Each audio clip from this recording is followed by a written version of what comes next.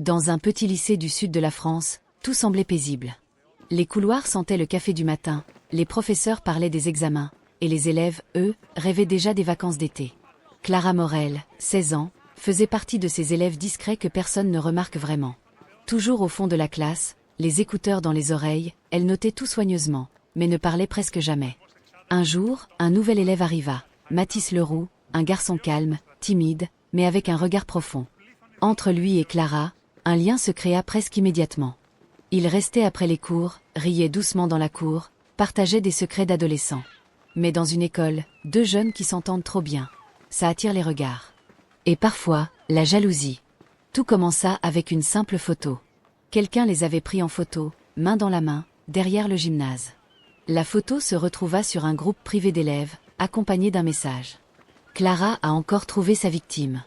Le pauvre Mathis ne sait pas à qui il a affaire. Les moqueries ont suivi. Les chuchotements dans les couloirs, les regards en coin. Clara ne comprenait pas d'où venait tout ça. Et Mathis, lui, se renfermait de plus en plus. Quelques semaines plus tard, tout bascula. Un matin, le proviseur annonça d'une voix grave. Mathis Leroux a eu un accident hier soir. Il est à l'hôpital, dans un état critique. Le silence tomba sur la classe. Clara sentit son cœur exploser dans sa poitrine. Les regards se tournèrent vers elle, sans un mot. Puis les messages commencèrent à circuler. C'est à cause d'elle. Ils s'étaient disputés. Ils voulaient rompre. En quelques heures, Clara devint le monstre du lycée. Des élèves la filmaient dans les couloirs. Elle recevait des insultes anonymes. Son téléphone vibrait sans cesse, des messages qu'elle n'osait plus lire. Les parents de Mathis, brisés, ne savaient plus quoi penser. Un soir, la mère de Clara reçut une lettre anonyme dans la boîte aux lettres. Éduquez votre fille avant qu'elle ne détruise une autre vie. Clara Zefandra. Elle ne mangeait plus, ne dormait plus. Elle pensait sans arrêt à Mathis, à ses rires, à ce qu'elle aurait pu dire. Puis, 3 jours plus tard, une nouvelle tomba. Mathis n'avait pas survécu. Le monde de Clara s'écroula. Mais la vérité, comme toujours, finit par remonter à la surface. Un mois plus tard, un élève nommé Lucas décida de parler. Il avoua au proviseur qu'il avait inventé les messages, qu'il avait pris la photo, qu'il voulait juste faire rire les autres. Mais son mensonge avait détruit 2 vies. L'affaire fit le tour du lycée. Les professeurs convoquèrent les parents. Les élèves, honteux, supprimaient leurs publications. Clara, elle, ne disait rien. Elle avait appris à se taire, à encaisser. Puis un jour, la mère de Mathis demanda à voir Clara. Elles se rencontrèrent dans un petit café, à la sortie du village. Les 2 femmes se regardèrent longtemps sans parler. Enfin, la mère murmura. « Mon fils t'aimait, Clara. Il m'avait parlé de toi. Il n'a jamais cru à ces histoires. » Clara éclata en sanglots. Ce jour-là, elle comprit qu'elle pouvait enfin respirer. 2 ans plus tard, Clara entra à l'université pour étudier la psychologie. Elle voulait comprendre comment des mots pouvaient tuer, et comment d'autres pouvaient sauver. Elle donnait parfois des conférences dans des lycées. Devant des élèves qui lui ressemblaient, elle disait simplement « Vous ne savez jamais ce que vit la personne à côté de vous. Alors, choisissez la gentillesse. » Et à chaque fois, dans la salle, un silence profond s'installait. Clara avait survécu. Et plus encore, elle avait transformé sa douleur en force. La vie après un drame ne reprend jamais vraiment, comme avant. Clara le savait. Quand elle entra à l'université, elle pensait pouvoir tout recommencer. Laisser derrière elle le lycée, les visages, les murmures. Mais les cicatrices invisibles ne disparaissent pas si facilement. Le premier jour, en voyant les groupes rire entre eux, elle sentit cette même peur familière lui serrer la poitrine.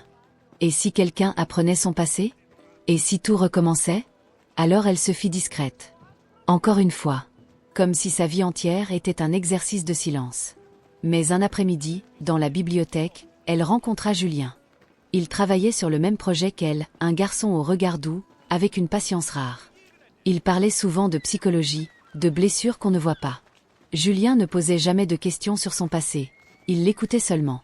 Et pour la première fois depuis longtemps, Clara sentit qu'elle n'avait pas besoin de se cacher. Mais le passé n'oublie jamais vraiment. Un soir, alors qu'elle rentrait chez elle, elle vit une notification sur son téléphone. Nouvelle mention, #Clara Morel. 5 € se fije. Elle ouvrit le lien, une ancienne vidéo d'elle, au lycée, où on la voyait pleurer dans les toilettes.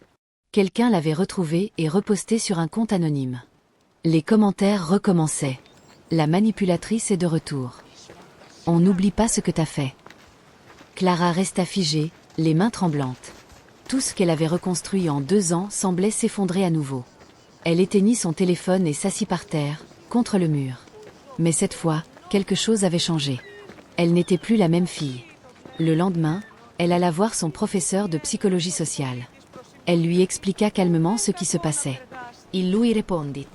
Clara, ce n'est pas ton passé qui parle. Ce sont leurs blessures, pas les tiennes. Ces mots restèrent dans sa tête. Quelques mois plus tard, l'université organisa une journée sur la santé mentale. Les professeurs proposèrent à Clara de témoigner. Elle hésita, puis accepta. Sur scène, ses mains tremblaient. Devant elle, des centaines d'étudiants. Elle inspira profondément et dit « J'ai été la cible d'une rumeur qui m'a presque détruite. J'ai cru que je ne pourrais jamais me relever. Mais un jour, j'ai compris quelque chose. Vous ne pouvez pas contrôler ce que les autres disent de vous. Mais vous pouvez choisir qui vous devenez après ça. » Silence total. Puis des applaudissements. Longs, sinceres.